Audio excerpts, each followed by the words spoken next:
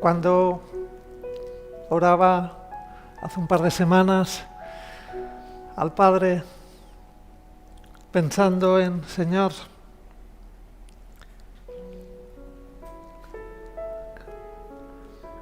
¿qué quieres? ¿Qué quieres traerme?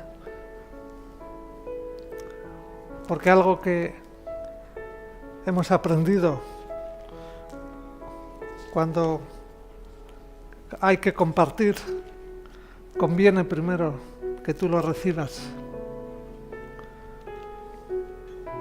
Todos notamos en la vida diaria cuando alguien nos está mostrando, nos está enseñando algo que simplemente relata. Y yo le decía al Señor, Señor, a ver, en esta semana tan extraña, en esta semana tan distinta, y vino a mi corazón un tema muy curioso por lo poco que se menciona. Pero vamos a ver que en la Biblia tiene su aparición y de manera no escasa. Estamos hablando de nuestro Dios celoso. Dios celoso. Es un tema que no se menciona mucho. Dios celoso suena ofensivo, ¿no es cierto? Porque normalmente cuando pensamos en el celo, estamos pensando como un vicio destructivo, como en algo, una práctica voraz. Celo, no, los celos, no. Pensamos que es de esas características que dentro de las personas pueden ser destructivas. El daño que se hace. Todos hemos conocido, todos hemos oído lo que hacen los celos en las relaciones, ¿no? ¿Cómo podemos imaginar celo en Dios? Para pensar en esto, quizás el primer paso, o sea, antes de pensar en una respuesta, quizás el primer paso sería que, cuidado, no vamos a imaginar nada. No se trata de imaginar nada. Si estuviéramos imaginando un Dios, entonces naturalmente no le pondríamos esta característica. Le asignaríamos únicamente cositas que admiramos, y el celo no entra aquí, porque no nos gusta hablar de celos. Nadie quisiéramos imaginar un Dios celoso. Pero afortunadamente no estamos fabricando a Dios. Estamos procurando escuchar su voz por medio de la palabra. Porque por medio de la palabra es cuando Dios se nos da a conocer. Porque Dios se ha revelado a sí mismo por medio de su Hijo amado, nuestro Señor Jesucristo.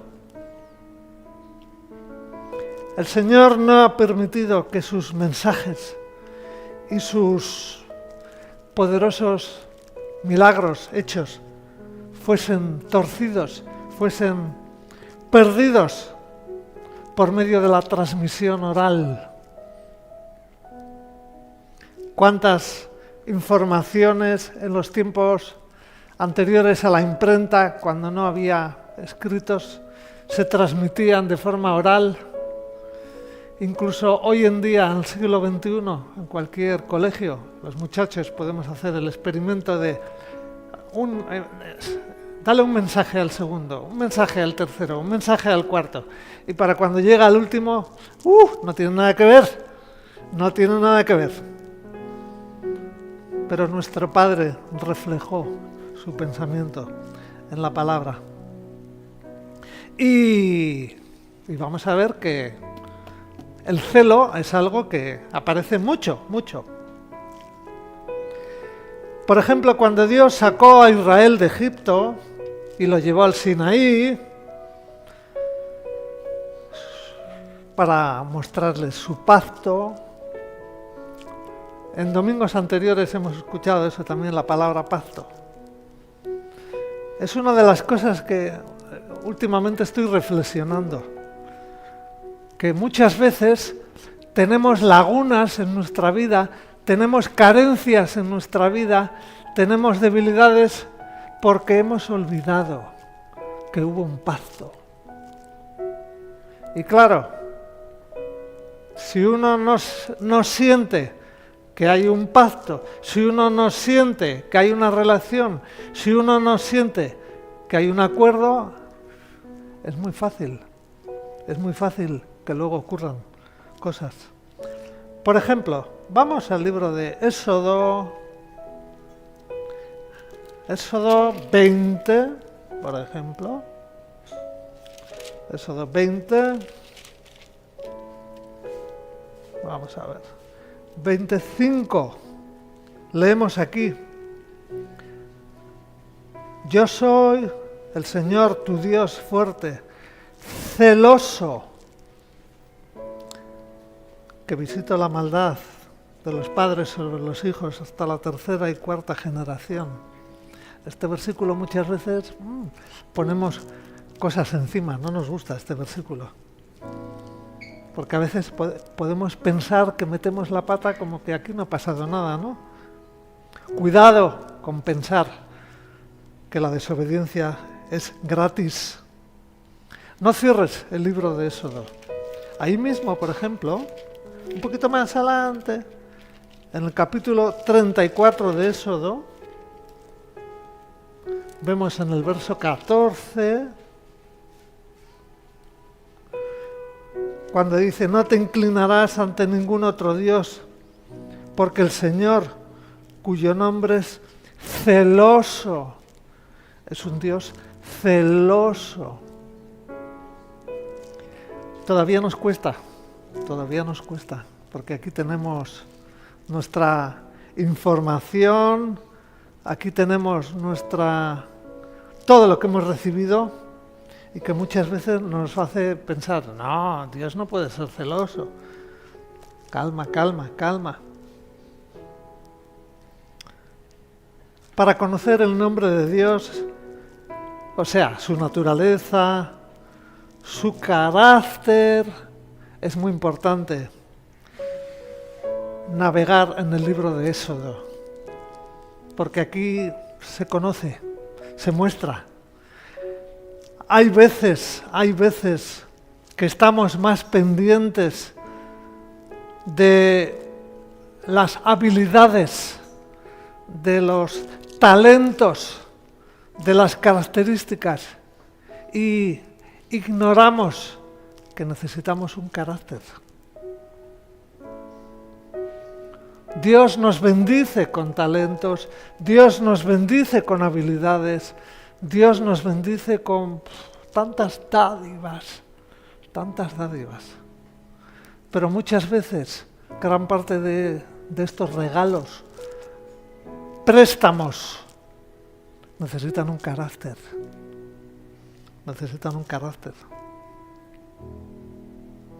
Yo me acuerdo a David, cuando Saúl le puso su armadura, y él se sentía ahí todo pequeño, él era muchacho, le pusieron armadura, todo lo que en la época se llevaba. Ahora sería gorrita, ahora sería chaqueta, ahora sería... Y aún así muchas veces también nos queda grande, aunque venga el sastre y nos ajuste por abajo, nos ajuste por arriba, porque el carácter no es algo externo. Por eso la Biblia habla mucho sobre el celo de Dios. O sea, recopilé aquí versículos, dije, pero no vamos a leer todos.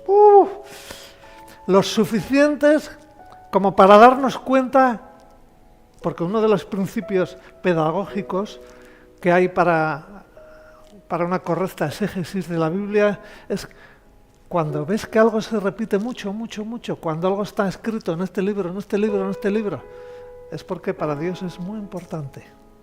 Para Dios es muy importante. Pero cuando hablamos del celo de Dios, es un celo que constituye la acción. Vamos a ver, la acción de Dios. O sea, muchas veces el celo de Dios se transforma en ira o misericordia. Pero bueno, uno se pregunta, yo en su día me preguntaba, ¿de qué naturaleza es el celo divino? ¿Cómo puede ser una virtud cuando es un defecto en los hombres? ¿Cómo es posible eso? Porque solemos escuchar mucho, venga, no seas celoso, venga, relájate. Venga, no hombre, no seas... O sea, es algo que escuchamos mucho, ¿no? En Dios es una virtud, en los hombres no es una virtud. Nos gusta pensar que las perfecciones de Dios son asuntos para la alabanza y nos gusta alabarle al Señor por su misericordia, alabar al Señor por su... Pero ¿podemos alabar al Señor por su celo? Uy, cómo nos cuesta eso, ¿no? Quizás para ver una respuesta yo pensé en dos factores. Yo tuve en cuenta dos factores. Por ejemplo, para los que tomáis nota. Sabemos, por medio de las Escrituras, que Dios es un ser personal, como lo somos nosotros. No comparte, vamos a decir, con ninguna criatura, comparte tantas características como con el hombre. O sea, todas las criaturas físicas, vamos a decir, no tienen tantas similitudes con Dios como tenemos, diríamos, el hombre, la mujer, ¿no?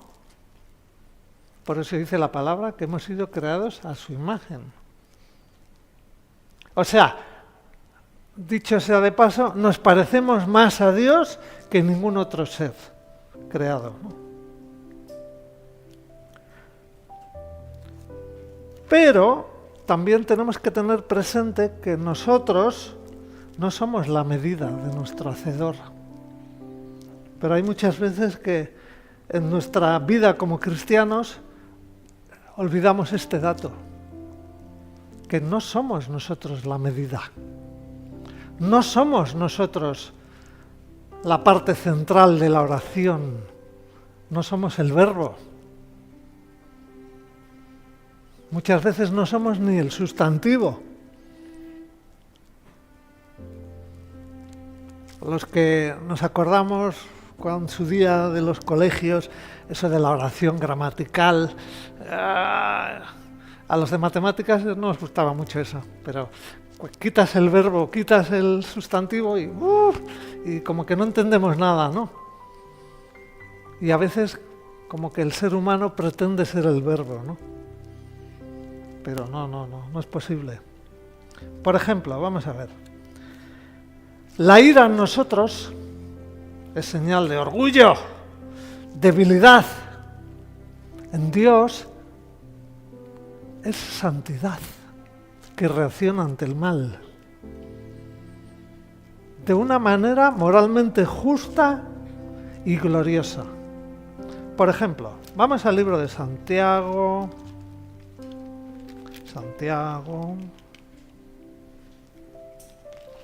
A ver, vamos a ver. Santiago capítulo 1, en el verso 20 podemos leer: la ira del hombre no obra la justicia de Dios. En el hombre es distinto. O sea, el hombre airado no es lo mismo que Dios cuando refleja su ira en esa acción de querer impartir justicia. Porque está diciendo, se acabó, se llenó el vaso. a veces nosotros, en nuestra amnesia, en nuestro olvido, en nuestro, diríamos, manera de hacer las cosas, pensamos como los niños, como que Dios pasa por alto todas las cosas, como que Dios lo perdona todo, todo, todo, todo. Estoy hablando en un contexto donde no hay un arrepentimiento, donde no hay una actitud de búsqueda del Señor y, ay Señor, perdón, esto no es de tu agrado, esto no es correcto. Y entonces es como que acumulamos. Y claro, llega un momento donde el Señor va a aplicar su ira, va a aplicar su justicia. Cuidado con esa actitud.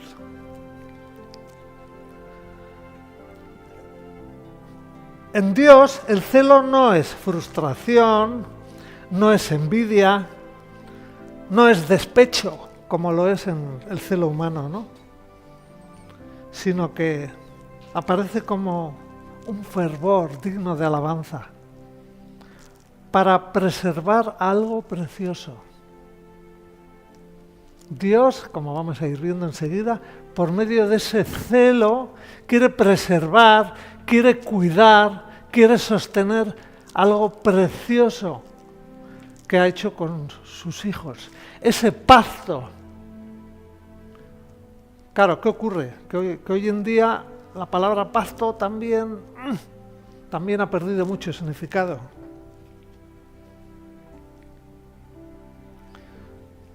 Yo he escuchado a muchos hermanos decir que cuando van conociendo al Señor y van acercándose a las Escrituras, como que empezamos a aprender otra vez castellano. Y es cierto, porque palabras tan hermosas como pacto y otras muchas, que tienen su sentido, que ha tenido su sentido, pero en este siglo XXI que nos toca vivir, por ejemplo, ahora cuando se habla de pacto, te dicen, un pacto es esto. Imagínate, una frase, 5 palabras, esto es un pacto. Pero un pacto se puede romper así. Entonces, claro, al hombre del siglo XXI te presentan algo, pero te indican la manera de sortear eso, pues lógicamente, ¿qué hacemos? En medio de los problemas, pues. Pero Dios es serio, como vamos a ver. Porque Dios sabe que Él es el que sostiene. Y gracias, Señor.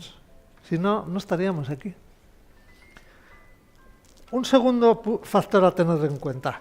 Hay 2 clases de celos entre los hombres. O sea, en el hombre hay 2 tipos de celo. Uno de ellos es defectuoso.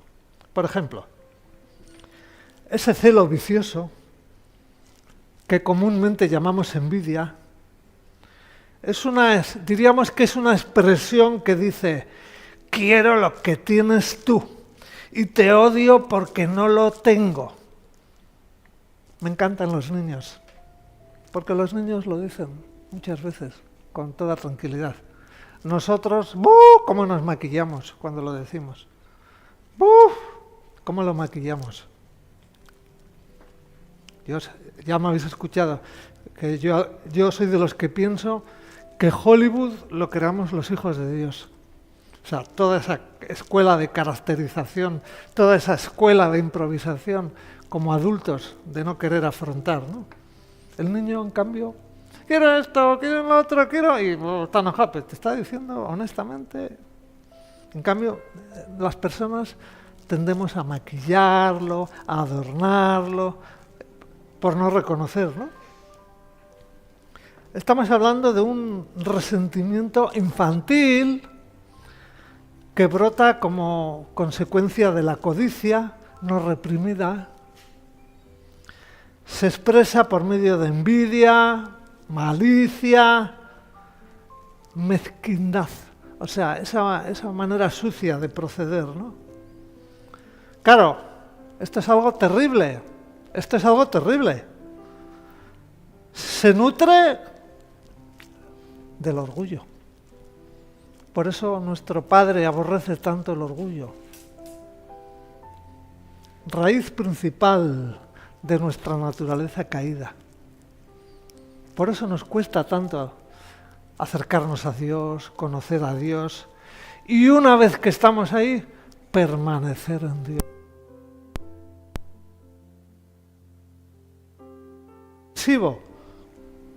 Y si se le da rienda suelta, puede llegar a destrozar totalmente personalidades.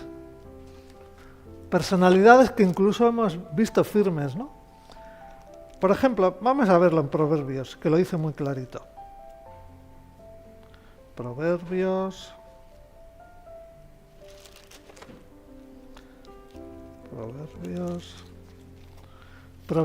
27.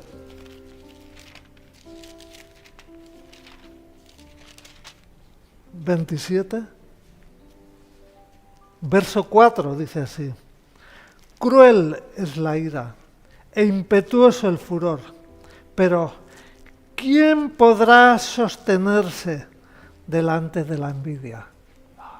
Tremendo. Hace un tiempito escuché, que ya lo compartí con muchos de vosotros, la envidia es algo que muy difícilmente se puede quitar. Es como en el campo, las malas hierbas no se pueden quitar. Siempre van a estar, siempre van a estar. Y aprendí escuchando a unos hermanos la manera de apagar, la manera de quitarle, diríamos, el oxígeno a ese fuego que es la envidia, es fortaleciendo y desarrollando el contentamiento. Cuando alimentamos el contentamiento, hermoso, porque la envidia va ahogándose. No podemos quitar la envidia 100%. Es imposible. Pero sí podemos nutrir al contentamiento, agradecidos con Dios, con lo que somos, con lo que tienes, con lo que... etcétera, etcétera. Para la Escritura, el celo de Dios es un aspecto de su amor. O sea, Dios instituyó un pacto y fruto de ese amor, pues aparece en escena el celo. Sabemos que en el Antiguo Testamento vemos como Dios, como un casamiento con Israel, como una demanda de amor, de lealtad incondicional. Por eso para Dios la adoración a los ídolos constituye una desobediencia, una infidelidad que Dios lo ve como adulterio espiritual, y eso le provocaba un celo y en consecuencia iba a haber una venganza en ocasiones. En nuestro siglo XXI muchas veces nos cuesta entender, decimos, a ver, adoración a los ídolos, yo no tengo aquí figurita, yo no tengo aquí, pero tenemos otro tipo de figuritas, llámese trabajo, llámese dinero, llámese... Dios nos recuerda que todo aquello que le quita el lugar a Él ya es un ídolo. Ya es un ídolo. Solemos decir, Señor, tú eres lo primero. No, hoy esto no, porque tengo que... O no, hoy no puedo acompañarte porque tengo que... Señor, tú eres lo primero. Etcétera, etcétera. Por ejemplo, si vamos al Salmo 78,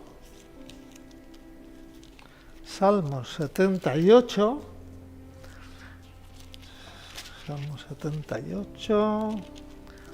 en el verso 58 leemos: lo enojaron con sus lugares altos, lo provocaron a celo con sus imágenes de talla. Leemos esto y decimos, bueno, yo no tengo figuritas.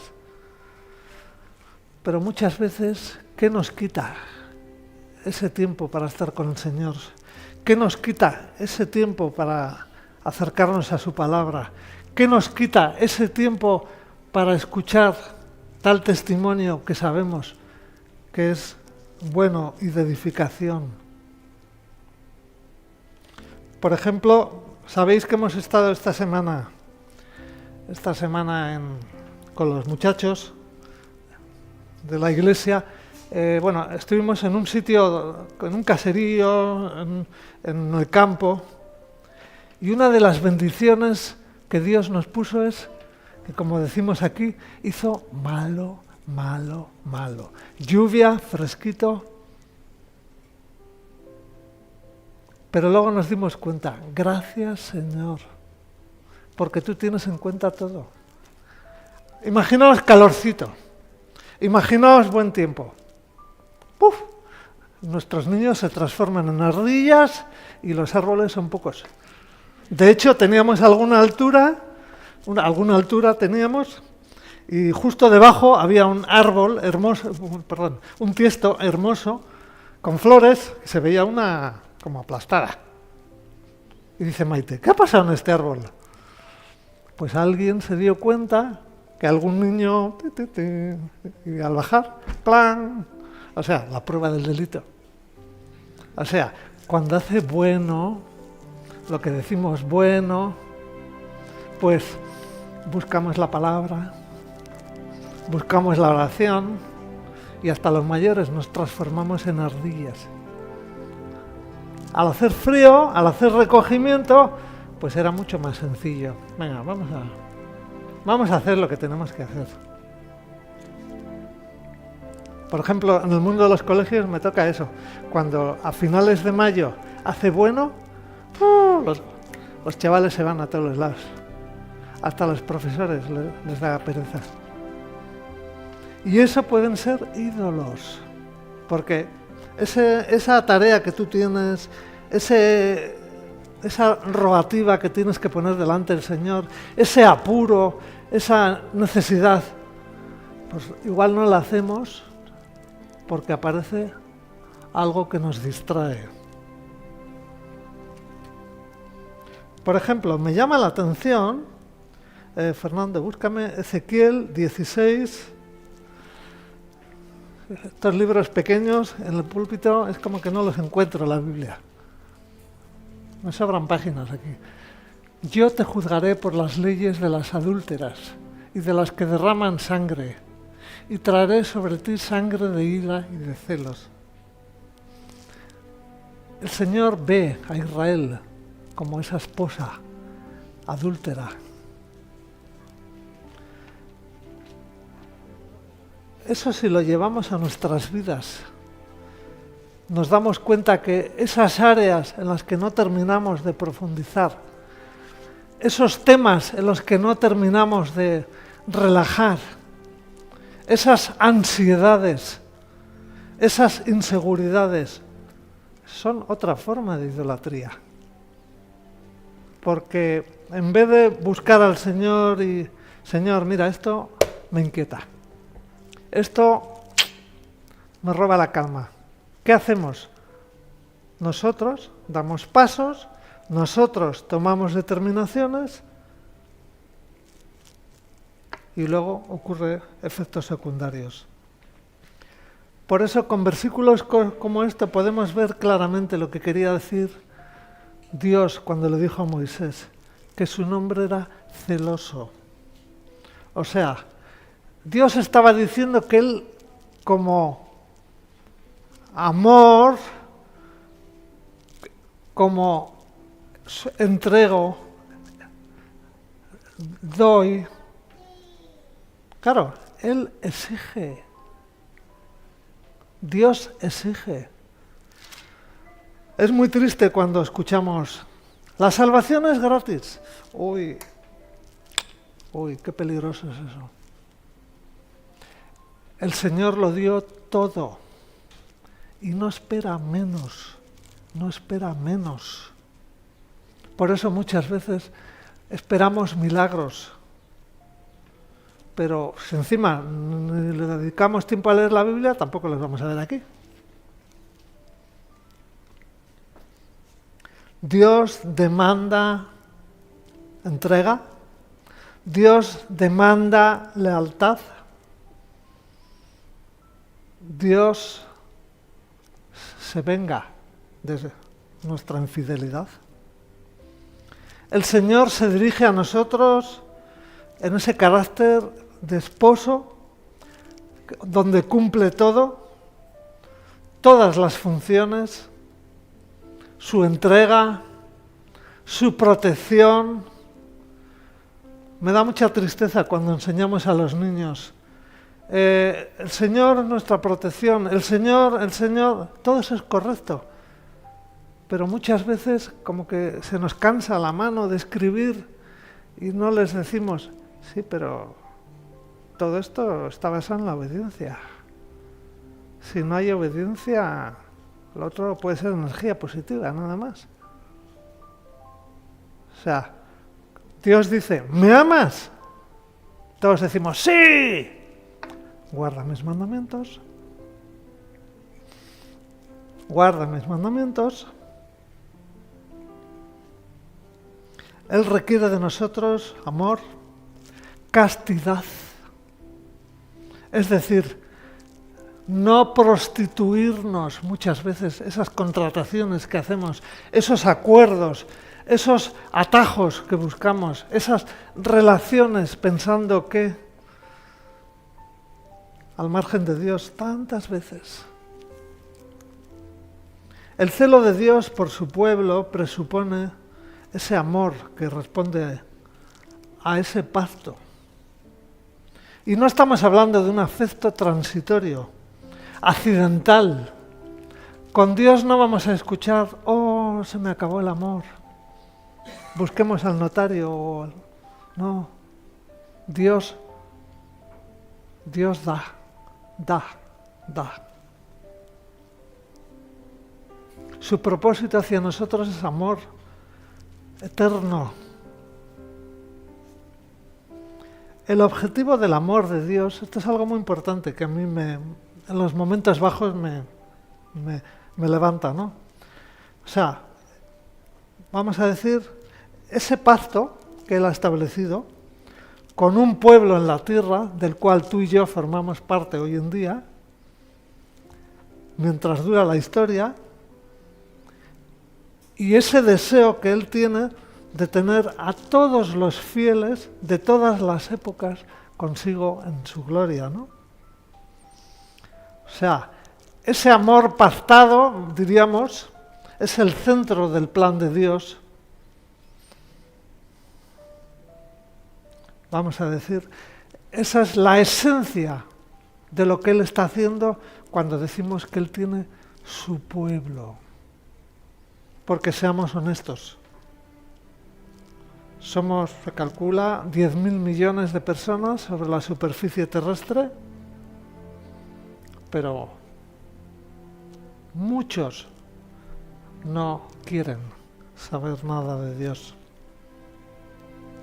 Muchos son los llamados, porque hoy en día el Evangelio sale por tantos modos, maneras, hasta en sueños. Sabemos que en el mundo árabe nuestro Señor se está revelando en muchos sueños.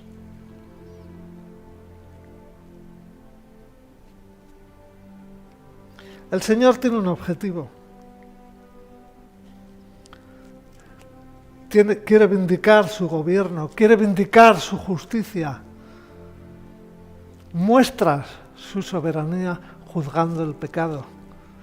Por eso tenemos que aprender a mí me da mucha tristeza cuando alguien a veces comenta, bueno, ¿y esto es malo? No es tema de ser bueno o malo. Es tema, ¿agrada al Padre? Si agrada al Padre. ¿Sabes? Como que nos movemos en la línea, ¿no? Como los niños. Ahora que puedo, ahora que nadie me ve. El pacto de Dios es grande. O sea, en cierta ocasión decía un predicador, yo estoy con Dios porque egoístamente nadie me puede ofrecer nada mejor. Y aunque suena duro, dices, bueno, es cierto. es cierto. ¿Quién da más que Dios? ¿Quién ama más que Dios? ¿Quién ofrece más que Dios? Y como diríamos, a efectos de fábrica, nos ha diseñado para estar con Él. Entonces, cualquier otro dador nunca nos va a satisfacer. Siempre va a ser transitorio, siempre va a ser como el rocío. Está a la mañana, pero desaparece a lo largo del día. Dios busca lo que nosotros deberíamos buscar, su gloria. Ese debería ser nuestro sueño, ese debería ser nuestro propósito, lo que dé gloria a nuestro Dios. Y por medio de su celo, Él se asegura que aprendamos a movernos ahí. Por eso Él se hace llamar Jehová de los ejércitos, el celo de Jehová de los ejércitos. En Isaías, vamos a buscar en Isaías 9:7. Lo dilatado de su imperio y la paz no tendrán límites sobre el trono de David y sobre su reino, disponiendo y confirmándolo en juicio y en justicia, desde ahora y para siempre. El celo de Jehová de los ejércitos hará esto. Nadie ofrece tanto.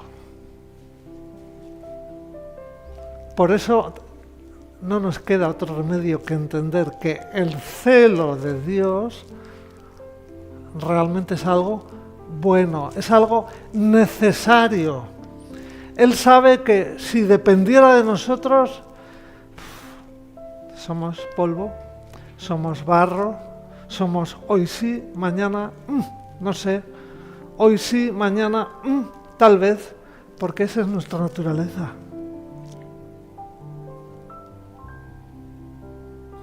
Y por medio de su celo se va a cumplir tanto su misericordia como su justicia.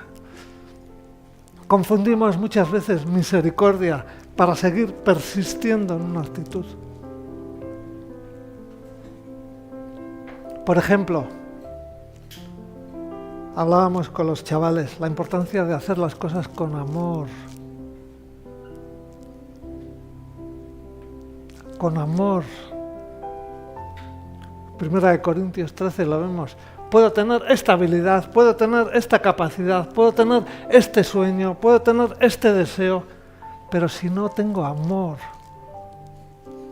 Es más, a veces con nuestras buenas ideas arrollamos al que se pone en el camino, como si fuéramos una locomotora. Cuando preparaba esto entendí cómo los trenes los hemos creado en España. Sabéis, ¿no?, que España es famosa por los trenes y aquí en País Vasco también tenemos grandes trenes. El tren va para adelante y arrolla. Ponte debajo de un tren. Y muchas veces nosotros, cuando hacemos las cosas sin amor y por tanto la misericordia ahí brilla por su ausencia, ¿no?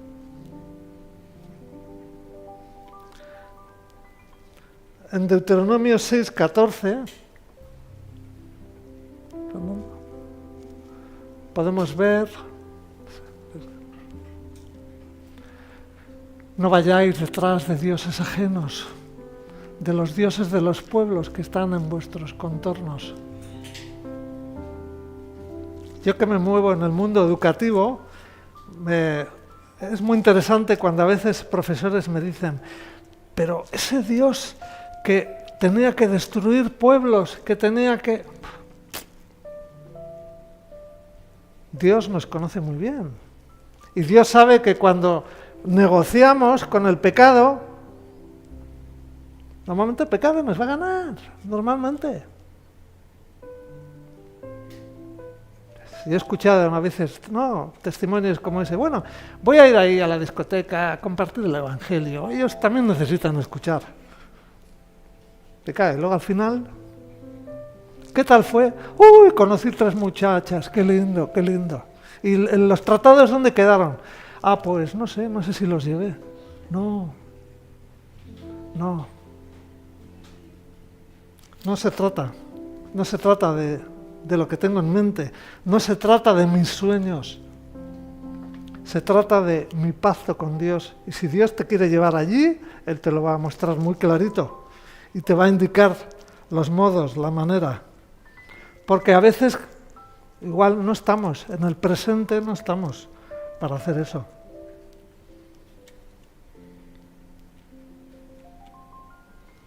Dios, por medio de su celo, restaura a su pueblo.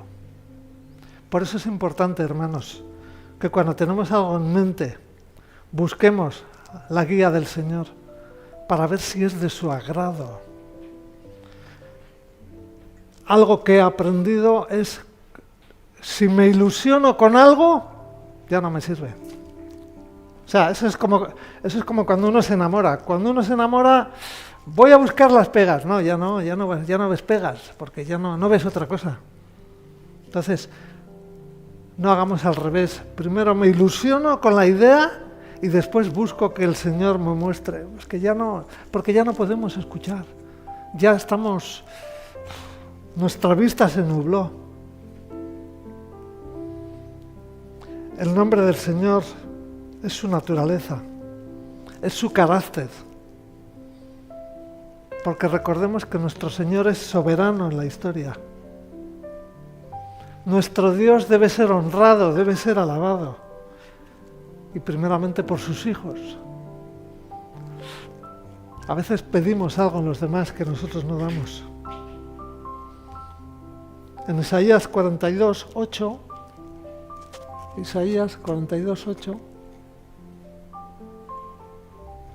yo, el Señor, este es mi nombre. A ningún otro daré mi gloria, ni a los ídolos, mi alabanza. Muchas veces, esto no es nuestra práctica. Muchas veces se nos diluye ese amor porque no llega ese aplauso, se nos diluye ese amor porque no me siento reconocido, se nos diluye esa misericordia porque no siento que me tienen en cuenta.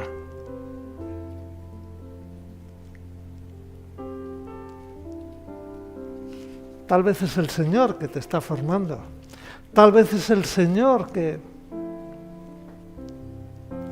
te está trabajando. ¿Y qué relación práctica tiene todo esto con aquellos que somos pueblo del Señor? ¿Qué relación tiene esto con nosotros? Saqué aquí unos poquitos pensamientos. Por ejemplo, número 1. El celo de Dios exige que seamos celosos para con Dios. Con Dios tenemos que aprender a ser como Él, celosos. O sea, es bueno cuando un esposo tiene su esposa y ve que alguien la merodea, que surja ese, como los toros de España, ese ardor de decir, ¿qué pasa? Hola, buenos días, ¿qué? Eso es bueno, porque esa protección, ese instinto de preservación, de cuidado, que parece que puede ocurrir algo. Dios se siente así con nosotros cuando decimos no tengo tiempo para tus cosas, no tengo tiempo para las cosas del reino. Me acuerdo de un hermano, hace muchos añitos, una hermana que pedía oración porque no encontraba trabajo. Y ya por fin, en una de esas reuniones de oración, da gracias porque ya había encontrado ese trabajo. Y todos, bien. Y al terminar la reunión, le digo, bueno, ¿ese trabajito nos puedes explicar qué? Sí. Bueno, es en un club de esos que... Uy, dije, madre mía, Señor. ¿Y eso te ha dado el Señor? Vale. Un club. Vale. ¿Dios nos va a dar algo que nos va a apartar de Él? No hace falta mucho entendimiento. ¿Dios nos va a dar algo que va a hacer que no tengamos tiempo material para sus cosas? Dios sabe lo que necesitamos, pero muchas veces no va a coincidir con mis gustos, muchas veces no va a coincidir con mis apetencias. El interés de Dios hacia nosotros es grande. Por eso nosotros debemos ocuparnos grandemente de Él. Por ejemplo, hay veces, ahora que se está acabando los calores, ahora que ha habido tanto calor, uno de los problemas que vivimos también muchas veces es que dentro de nuestra manera de vivir la fe, pues a veces no estamos pendientes también de que mi testimonio pueda afectar. Incluso mi manera de vestir puede afectar. Yo escuché hace poco a una hermana que decía, el problema es de los chicos, allá ellos. Bueno, si lo ves así de simple, bueno. Pero no es cierto. Si mi figura, si mi parachoques, mi carrocería puede contribuir a despistar o a hacer daño, pues eso constituye también una manera de cuidar a nuestro Dios. Como pueblo de Dios hemos de dedicarnos de forma positiva a su persona, a su causa y a su honor. Es muy importante que preservemos el honor de nuestro Dios.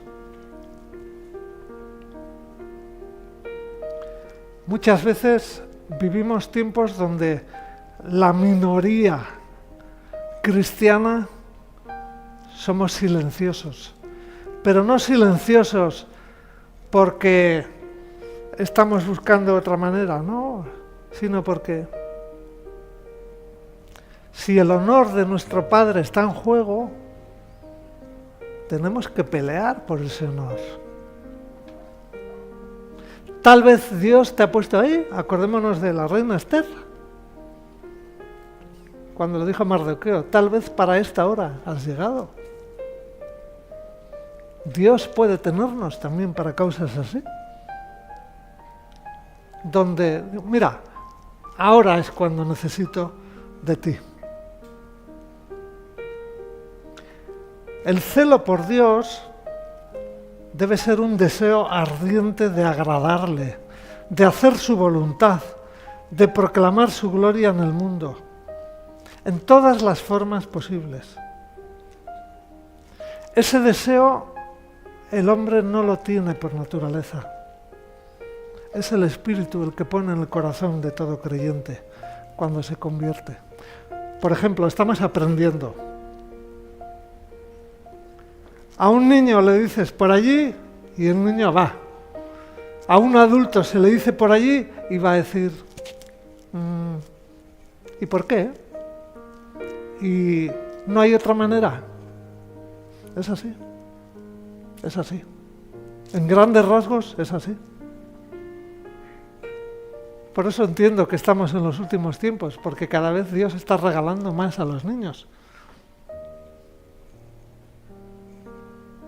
Porque sabe que el niño es... Acordémonos cuando dijo Jesús, sed como niños. No se refiere a hacernos pequeñitos, sino esa inocencia que muchos hemos perdido por nuestra experiencia, porque tenemos muchos cumpleaños encima y lo vemos con orgullo. Y cuando vamos a las cosas de Dios nos damos cuenta que es un obstáculo porque no encaja en mis esquemas. Y como no encaja en mis esquemas, y Dios no puede usarme ahí. El hombre celoso es un hombre de una sola cosa. Solo ve una cosa. Y esa sola cosa es agradar a Dios. Un hijo de Dios celoso, sea que viva o que muera, sea que tenga salud, sea que padezca enfermedad, sea rico o sea pobre, el hombre que tiene celo por Dios, nada le importa. Siente fervor por una cosa, y esa cosa es agradar a Dios. Si ese fervor lo consume, esto tampoco le importa. A veces decimos, qué cansado estoy, qué... Bueno, ¿dónde están tus energías? Porque seamos honestos, a veces nuestras energías se dedican en algo que no necesariamente sabemos que es de agrado de Dios. El hombre, si ese fervor lo consume, está contento. Un hijo de Dios celoso se siente como una lámpara, entiende que ha sido hecho para arder. Y si se consume al arder, no ha hecho más que cumplir con la tarea para la que Dios le ha señalado. A veces nos preocupamos más de a ver cuántos años vamos a vivir y ignoramos que gran parte de los años que estamos viviendo los transcurrimos, como se suele decir, sin pena ni gloria. Incluso se ve como una bendición tener 90 años, tener 100 años. Acércate a los que tienen ahora 90 años y pregúntales lo que comían. Busca tú eso. Pregúntale. Mi suegra, que tiene cerca de los 100, yo creo que ya no ha visto nunca una napolitana, no creo que ha visto nunca un colacao. Entonces, eso influye. La gasolina también influye. El Señor nos dijo con los niños, darles proteínas. ¿Habéis preguntado a los niños qué han desayunado? En sus casas no, en muchos no desayunan así. El Señor, si le preguntamos, nos dice hasta lo que hay que comer. Porque mucho de lo que comemos no nos hace bien. Recordemos que vivimos en una sociedad donde habemos más gente con problemas por lo que comemos que en otros lugares que no tienen que comer. Y todo eso deberíamos entenderlo también, que el Señor quiere cuidar, ¿no?, nuestros templos.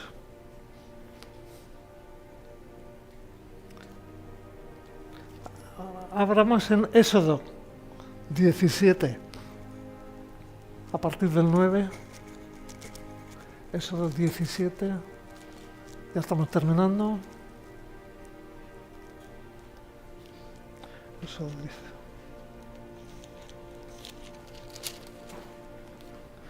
17.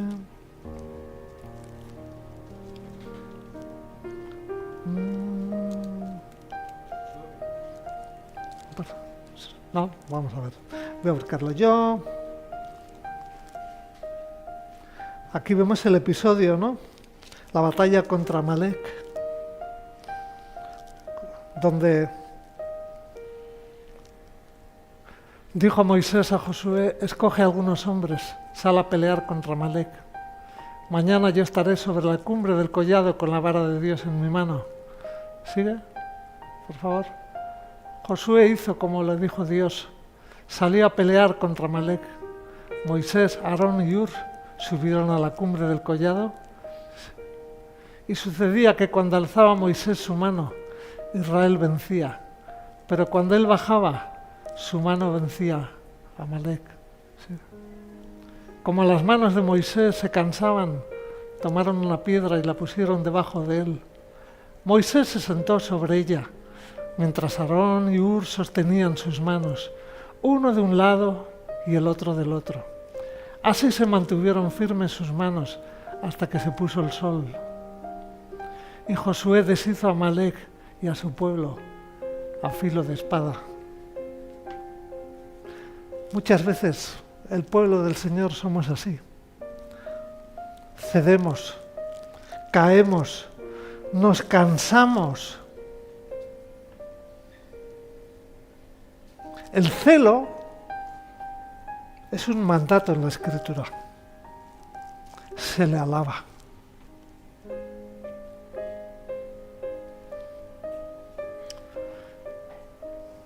Acordémonos de Elías.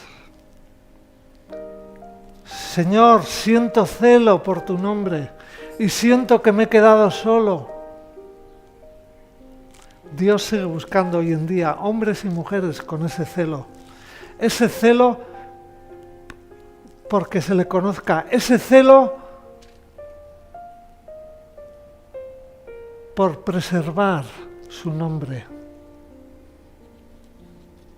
Son tiempos donde el Evangelio ya no es tanto hablar, ya no es tanto qué transmitimos, sino las personas necesitan ver testimonios, necesitan ver en ti y en mí personas celosas por la palabra de Dios, celosas por la justicia. Recordemos que vivimos en el único país de Europa donde tenemos el fiscal cuestionado, tenemos un gobierno que en cualquier momento dicen los entendidos que va a entrar por la cárcel, y el pueblo de Dios mirando a un lado y a otro lado. ¿Dónde está el nombre de nuestro Dios? Algunos dicen que tenemos las autoridades que nos merecemos. El pueblo de Dios no necesariamente tenemos que cambiar los gobiernos, pero como dice Romanos 13, debemos clamar por las autoridades. Y si tal vez clamásemos porque su nombre sea vindicado, tal vez veríamos cosas. Pregunta: ¿y qué de nosotros? ¿Nos consume el celo por la casa y la causa de Dios? ¿El celo de Dios nos posee?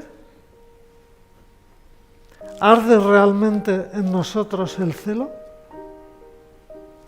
¿Qué clase de discipulado hemos recibido? Podemos decir: Señor, ayúdame a comenzar.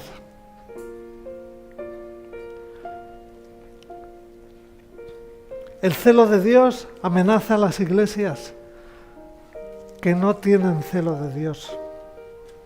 Amamos a nuestras iglesias. No podemos imaginar que desagraden a Dios. Recordemos que el Señor Jesús mandó un mensaje a una iglesia muy parecida a algunas de las nuestras. Veamos en Apocalipsis 3, desde el verso 15. Yo conozco tus obras, que ni eres frío ni caliente. Ojalá fueras frío o caliente. Pero por cuanto eres tibio y no frío ni caliente, te vomitaré de mi boca. Tú dices: yo soy rico, me he enriquecido y de nada tengo necesidad. Pero no sabes que eres desventurado, miserable, pobre, ciego y estás desnudo. Por tanto, yo te aconsejo que compres de mi oro refinado en el fuego para que seas rico, y vestiduras blancas para vestirte, para que no se descubra la vergüenza de tu desnudez. Unge tus ojos con colirio para que veas. Yo reprendo y castigo a todos los que amo. Sé pues celoso y arrepiéntete. ¿Cuál ha de ser la palabra de Cristo para nuestras iglesias? ¿Qué esperanza podemos alentar a menos que la misericordia de ese Dios que en su ira recuerda la misericordia, encontremos ese celo necesario para el arrepentimiento? Cierra tus ojos ahora. Señor, avívanos antes de que se desencadene el juicio. Señor, avívanos, ayúdanos a vivir el fuego de la prueba como parte de tu moldear nuestro carácter. Ayúdanos, Señor, a disfrutar del presente sin tener en cuenta las circunstancias, sin tener en cuenta mis gustos. Señor, tú has establecido un pacto con cada uno de tus hijos. Tú nos has dicho que vas a estar al lado nuestro. Por tanto, Señor, tráenos esa calma para que entendamos que lo que me toca vivir hoy forma parte de tu plan y tu diseño, que a ti no se te escapa nada. Señor, tal vez mi presente tú lo estás usando para moldearme, para recordarme cuál es mi propósito en esta tierra, en este lugar, en esta cultura. Señor, ayúdame a recordar que las bendiciones no se trata de que esté cómodo. Las bendiciones no se trata de que tengan cubiertas mis necesidades. La mayor bendición es ese pacto de amor que tú has establecido con cada uno de tus hijos. Y en base a ese pacto, tú nos vas a cuidar. En base a ese pacto, tú nos vas a amar y nos estás amando. Señor, pon en nosotros amor, pon en nosotros misericordia, pon en nosotros sacrificio. Así como tuviste que decirle a Samuel, quiero misericordia, no sacrificio. Danos conciencia, Señor. Danos conciencia, Señor, de que tú estás detrás de nuestro presente.